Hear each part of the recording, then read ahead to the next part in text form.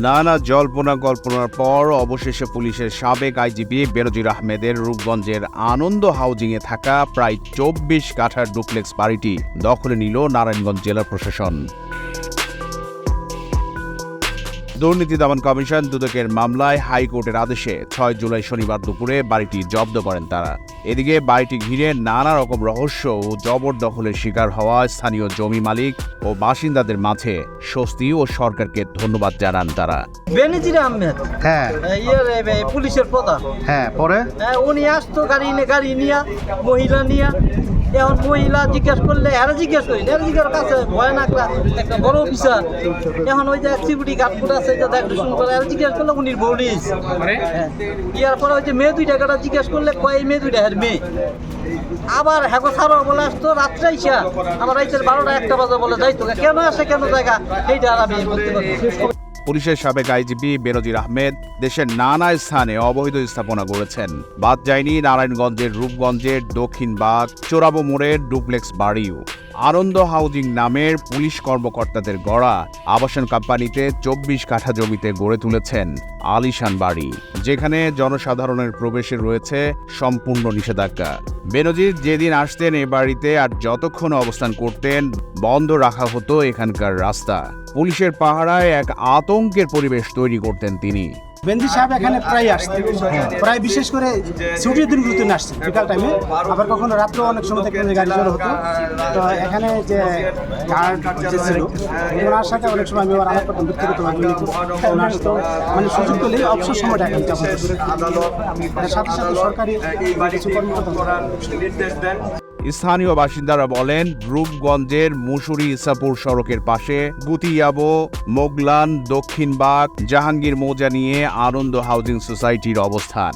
এখানে লেকের পাশে ২৪ কাঠা জায়গা জুড়ে লাল রঙের আলিশান ডুপ্লেক্স বাড়ি নজর কাড়বে যে কারোরই। তবে ভেতরে প্রবেশ করে দেখার সুযোগ মেলেনি কারো। স্থানীয় সূত্র জানায় ৮ বছর আগে এলাকার প্রয়াত প্রেমানন্দ সরকারের সন্তানদের কাছ থেকে ১,৮৩,০০,০০০ টাকায় ৫৫% জায়গা কেনেন তিনি। পরে বছর ৪ আগে এই জমিতে ওই বাড়ি করেন বেনজির। তার ওই বাড়ি ঘিরে স্থানীয় মানুষদের মধ্যে রয়েছে বেশ কৌতূহল, রয়েছে নানা গল্প আর নানা রহস্য। অভিযোগ রয়েছে একটি জাতীয় দৈনিকে বেনজিরের আলাউদ্দিনের চেরাগ নামের সংবাদ প্রকাশের পর বাড়ির তত্ত্বাবধায়ক আব্দুল্লাহ ভেতরে থাকা মালামাল সরিয়ে ফেলেছেন। প্রায় সময়ই পুলিশের সাইরেন বাজিয়ে গাড়ির বহর নিয়ে বাড়িতে আসতেন বেনজির। পুলিশের নিরাপত্তার কড়াকড়ির কারণে তখন বাড়ির পাশের সড়ক দিয়ে লোকজনের চলাচলও বন্ধ করে দেয়া হতো। বেনজিরের সঙ্গে মাঝে মধ্যেই আসতেন চেনা অচেনা সঙ্গীত শিল্পী, মডেল ও নাটক সিনেমার অভিনেতা অভিনেত্রীরা। তখন বাড়িতে গানের আসর বসত, গানের উচ্চ শব্দে ঘুমে ব্যাঘাত ঘটত স্থানীয় মানুষদের, কিন্তু কখনোই ভয়ে মুখ ফুটে কিছু বলতে পারেননি তারা। তবে প্রয়াত প্রেমানন্দ সরকারের ছেলে রামাধন সরকার বলেন, তারা ৪ ভাইয়ের পৈতৃক সূত্রে ৫৫% জলাশয় পেয়েছিলেন। তাদের কাছ থেকে না কিনেই আনন্দ হাউজিংয়ের নামে বালু দিয়ে জলাশয়টি ভরাট করা হয়। জমি ভরাটের বছর ৪ পর লোক মারফতে ১ কোটি টাকা বিঘা দরে জমিটুকু বিক্রি করেন তারা। সাবেক পুলিশ প্রধান বেনজির আহমেদ ও তার পরিবারের সদস্যদের নামে দেশের বিভিন্ন এলাকায় থাকা বিপুল পরিমাণ অবৈধ সম্পদ জব্দ করেছে দুর্নীতি দমন কমিশন দুদক। এবার নারায়ণগঞ্জের রূপগঞ্জে অবস্থিত ২৪ কাঠা জমির ওপর বেনজিরের দৃষ্টিনন্দন ডুপ্লেক্স বাড়িটিও প্রশাসনের তত্ত্বাবধানে নেওয়া হয়েছে। এদিকে দুদকের নারায়ণগঞ্জ সমন্বিত কার্যালয়ের উপপরিচালক মাইনুল হাসান রওশিন দুপুরে রূপগঞ্জের আনন্দ হাউজিং সোসাইটি এলাকায় অবস্থিত ওই বাড়িতে আদালতের নির্দেশে সাইনবোর্ড টাঙিয়ে জেলা প্রশাসনের পক্ষ থেকে বিজ্ঞপ্তি সাটিয়ে দেওয়া হয়েছে। জেলা প্রশাসক স্যারের নির্দেশ ক্রমে, যেহেতু রিসিভার হচ্ছে জেলা প্রশাসক নারায়ণগঞ্জ, স্যারের নির্দেশনা মোতাবেক একটা কমিটি গঠন করা হয়েছে। এই কমিটির পরবর্তীতে বসে সিদ্ধান্ত নিবে এটা কীভাবে পরিচালনা করা হবে।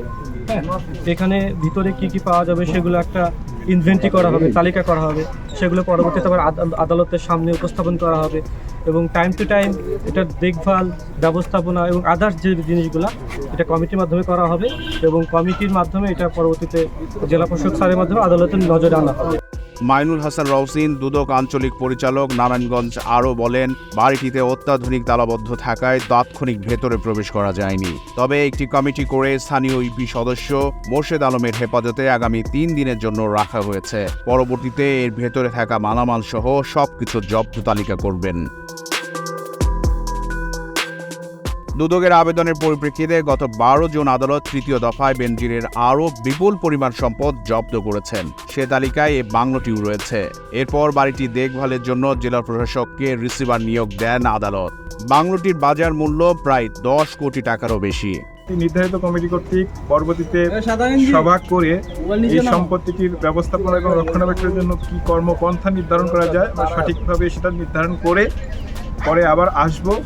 আপাত দৃষ্টিতে আমরা 2 তলা একটি ভবন পেয়েছি, কিছু পেট অ্যানিমেল আছে, যেমন কুকুর এবং পাখি দেখা গেছে।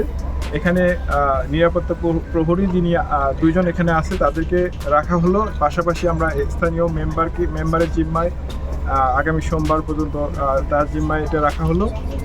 এরপরে আমরা কমিটি কর্তৃক কর্মপন্থা নির্ধারণ করে পরবর্তী ব্যবস্থা গ্রহণ করব। ধন্যবাদ। এই বাংলা নিউজ ডেস্ক।